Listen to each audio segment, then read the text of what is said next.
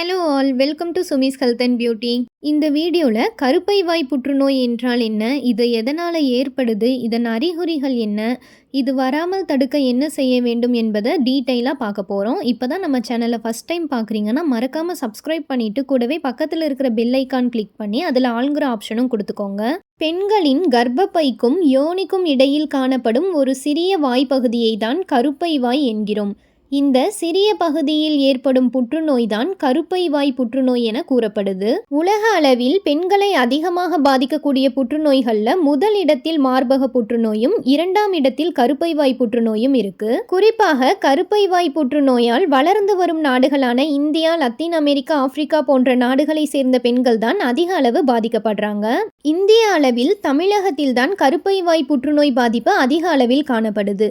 2016ஆம் ஆண்டு தமிழ்நாடு மாநில புற்றுநோய் பதிவேட்டின்படி கருப்பை வாய் புற்றுநோய் பாதிப்பில் பெரம்பலூர் மாவட்டம் முதலிடத்தில் இருக்கிறது. உலகில் லட்சக்கணக்கான பெண்களின் உயிர் போக காரணமாக இருப்பது கர்ப்பப்பை வாய் புற்றுநோய். இந்த புற்றுநோய் வராமல் தடுக்க பல முன்னெச்சரிக்கை நடவடிக்கைகளை எடுத்தாலுமே கூட மரணங்களை தடுக்க முடிவதில்லை.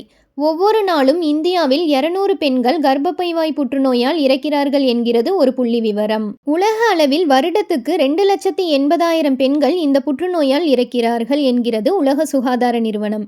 இவர்களில் 90% பேர் ஏழ்மையான நடுத்தர நாடுகளை சேர்ந்த பெண்களாவர். கர்ப்பப்பை வாய் புற்றுநோய் எதனால ஏற்படுது, என்ன காரணம்னு பார்க்கலாம். கர்ப்பப்பை வாய் புற்றுநோய் வருவதற்கு முக்கிய காரணம் human papilloma virus.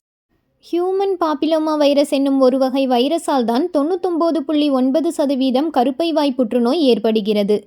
HPV virus என்பது மனிதர்களின் மீதும் விலங்குகளின் மீதும் பரவலாக காணப்படக்கூடிய சாதாரண வைரஸ் கிருமிதான். 150க்கும் மேற்பட்ட வகையிலான HPV வைரஸ்கள் இருக்கின்றன.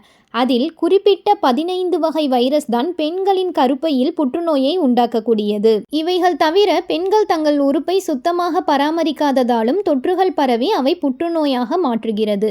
இதற்கான விழிப்புணர்வு போதிய அளவில் இல்லாததால் தான் இன்று கருப்பை வாய் புற்றுநோயால் பெண்கள் அதிகமாக பாதிக்கப்படுகிறார்கள்.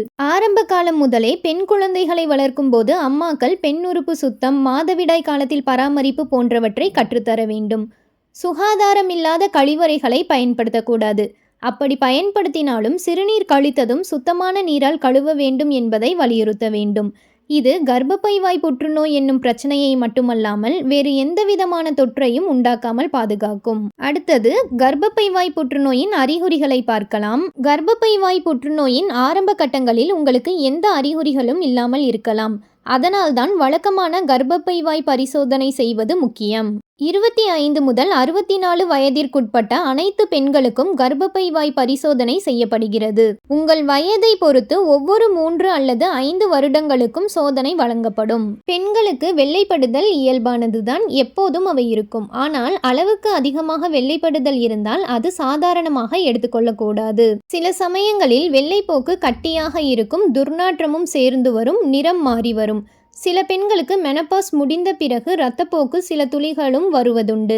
இவை எல்லாமே கர்ப்பப்பையில் இருக்கும் பாதிப்பை உணர்த்தும் அறிகுறிகள். இவைகள் தவிர மாதவிடாயின் போது அல்லது உடலுறவின் போது அதிக இரத்தம் வெளியேறுதல், உடலுறவின் போது கடுமையான வலி, இடுப்பு, முதுகு, கால்களில் கடுமையான வலி, அதிக சோர்வு, வாந்தி, உடல் எடை குறைதல் போன்றவையும் இதற்கான அறிகுறிகளாகும். இந்த கர்ப்பப்பை வாய் புற்றுநோய் யாரையெல்லாம் அதிகம் பாதிக்கும்னு பார்க்கலாம். இளம் வயதில் திருமணம் செய்து கொள்பவர்கள் அல்லது இளம் வயதில் உடலுறவில் ஈடுபடுபவர்கள் மற்றும் உடலுறவின் போது சரியான சுகாதார முறைகளை மேற்கொள்ளாத பெண்கள் தான் இதில் பெரும்பாலும் பாதிக்கப்படுகின்றனர். அதேபோல் இளம் வயதில் மீண்டும் மீண்டும் கருக்கலைப்பு செய்தவர்கள், அதிகமான குழந்தைகள் பெற்றுக்கொள்பவர்கள், பலருடன் பாலியல் உறவில் ஈடுபடுபவர்கள், குறிப்பாக HIV பாதித்தவர்களுடன் உறவு மேற்கொண்டவர்கள் போன்றவர்களுக்கும் கர்ப்பப்பை வாய் புற்றுநோய் பாதிப்பு ஏற்படுகிறது.